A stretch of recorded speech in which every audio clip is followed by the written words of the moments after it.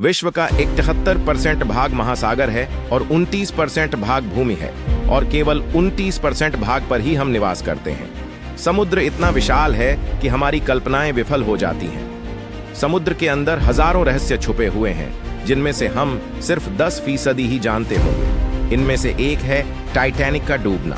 आज 73 साल बाद भी कोई नहीं जानता कि जहाज समुद्र की तलहटी में कहां है और कैसा है। 15 अप्रैल 1912 को टाइटैनिक, जिसे कभी अनसीन केबल के नाम से जाना जाता था, अपने साथ कई लोगों और हजारों सपनों को लेकर डूब गया।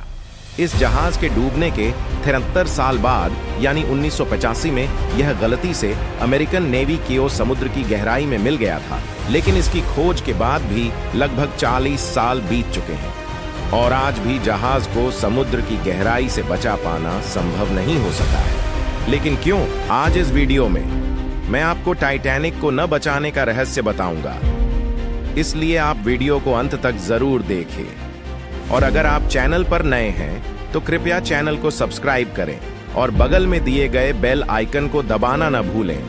यह आप में से ज्यादातर लोगों ने 1997 की ब्लॉकबस्टर हॉलीवुड फिल्म टाइटैनिक देखी होगी। वहीं हम देखते हैं टाइटैनिक के डूबने का कारण। इस सपनों के जहाज के डूबने के बाद से ही कई वैज्ञानिक इसका पता लगाने में लगे हुए हैं और इसे खोजने के लिए कई मिशन और लॉन्च किए गए। लेकिन 1985 में इसे अमेरिकी नौसेना ने ढूंढ लिया और उन्होंने देखा कि टाइटैनिक किस हालत में था। और टाइटैनिक के बारे में बहुत सी अनजानी जानकारियां सामने आती रहती हैं जो हर किसी को हैरान कर देती हैं। यह समुद्र से 12,000 फीट नीचे यानी करीब 4.5 किलोमीटर नीचे पाया जाता है। टाइटैनिक से हम सभी का भावनात्मक जुड़ाव है। वैज्ञानिक इस जहाज को गहरे समुद्र से बाहर लाने की काफी कोशिश करते हैं, लेकिन इस काम में उनके सामने कई बाधाएं आती हैं। वैज्ञानिकों का दावा है कि आधुनिक उपकरणों और तकनीक के युग में यह काम लगभग असंभव है, क्योंकि टाइटैनिक गहरे समुद्र में है। इसलिए गहरे समुद्र से एक सामान्य जहाज उठाने की प्रक्रिया टाइटैनिक के लिए काम नहीं करेगी। इसके अलावा जब टाइटैनिक डूब रहा था तो वह 2 हिस्सों में बंट गया। कई लोग दावा करते हैं कि यदि उच्च तकनीक वाली पनडुब्बी और उच्च शक्ति वाले चुंबकों का उपयोग किया जा सके तो इसे उठाया जा सकता है। लेकिन इस रास्ते में सबसे बड़ी बाधा टाइटैनिक का वजन था। इसका वजन करीब 1,43,000 टन है और समुद्र में इतनी गहराई तक पानी के दबाव के कारण इसका वजन कई 100 गुना बढ़ जाता है। और जिस जगह यह डूबा है उसकी गहराई भी काफी ज्यादा है। विशाल टाइटैनिक पर पानी का भारी दबाव। और इससे भी महत्वपूर्ण बात यह है कि अभी तक ऐसी कोई शक्तिशाली पनडुब्बी और चुंबक का आविष्कार नहीं हुआ है जो इतने विशाल जहाज को उठाने में मदद कर सके। इन्हीं कारणों से वैज्ञानिकों ने टाइटैनिक को बचाने की कोशिश नहीं की। इसलिए वे कुछ दिलचस्प तरीके लेकर आए हैं जिनका उपयोग टाइटैनिक को समुद्र की गहराई से उठाने के लिए किया जा सकता है। कुछ वैज्ञानिकों का कहना है कि चुंबकों के माध्यम से टाइटैनिक को बचाना संभव है। उनका कहना है कि यदि टाइटैनिक के अंदर कुछ लाख पिंग पोंग गेंदें डाली जा सकें तो वे पानी पर तैरने लगेंगी, जिससे टाइटैनिक धीरे धीरे ऊपर उठेगा। लेकिन दिलचस्प बात यह है कि जैसे जैसे ये गेंदें गहराई में जाएंगी, पानी के दबाव से फट जाएंगी। इसलिए इस विधि को रद्द कर दिया गया और अब उन्होंने निर्णय लिया कि यदि टाइटैनिक में बड़े गैस के गुब्बारे बांधे जा सकते हैं तो टाइटैनिक इन गुब्बारों के साथ आएगा। लेकिन गुब्बारे में इतनी गहराई तक गैस कैसे भरी जा सकती है?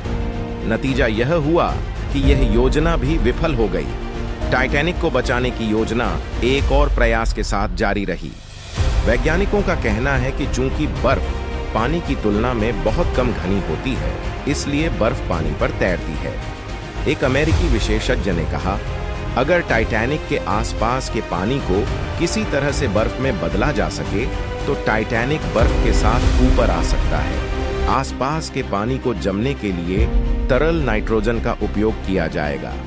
अमेरिकी कंपनी बीओसी की गणना के अनुसार इसके लिए लगभग 5 लाख टन तरल नाइट्रोजन की आवश्यकता होगी, जिसे सुरक्षित रूप से समुद्र की तलहटी तक नहीं ले जाया जा सका।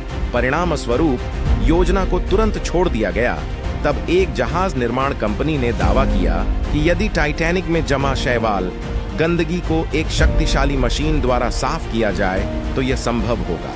बचाव। एक बार शैवाल साफ हो जाने के बाद इसे कुछ शक्तिशाली क्रेनों से जंजीर से बांधने की आवश्यकता होगी और मशीन द्वारा टाइटैनिक को बचाने के लिए हवा से भरे टैंकों के साथ कुछ शक्तिशाली पनडुब्बियों की आवश्यकता होगी। लेकिन जब वैज्ञानिक इस तकनीक पर करीब से नजर डालते हैं तो उन्हें पता चलता है कि इसे काम करने के लिए बहुत अधिक बिजली की आवश्यकता होगी। लगभग 20 मिलियन किलोवाट बिजली की आवश्यकता होगी और इस बिजली को उत्पन्न करने के लिए एक पावर प्लांट की आवश्यकता होगी। लेकिन अगर समुद्र में इतनी दूर तक बिजली ले जाना संभव है तो एक तैरते हुए बिजली संयंत्र की आवश्यकता होगी। हालांकि ये तकनीक किसी भी तरह से की जाए तो फायदा क्या है। कई बड़ी कंपनियों ने इसे बचाने की कोशिश की, लेकिन जितनी लागत लगेगी उतना लाभ पाना कभी संभव नहीं है। अगर कोई कंपनी इस जहाज को बचाने और संग्रहालय में रखने की लागत का भुगतान करती है तो भी उसे लागत वसूलने में लगभग 100 साल लगेंगे। ये सच है कि टाइटैनिक से हमारी एक अलग भावना जुड़ी हुई है। साथ ही कोई भी कंपनी इतनी बड़ी रिस्क लेने की कोशिश कभी नहीं करेगी। इसके अलावा वैज्ञानिकों का कहना है कि समुद्र के नीचे बैक्टीरिया ग्वेंटियाथस तक जहाज को पूरी तरह से खत्म कर देंगे।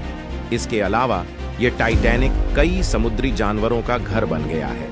इसी वजह से 2001 में यूनेस्को ने टाइटैनिक को under water cultural heritage site घोषित कर दिया और कहा जाता है कि इस जहाज को बचाने के लिए जितना पैसा खर्च किया जाएगा उससे एक बेहतर जहाज बनाया जा सकता है।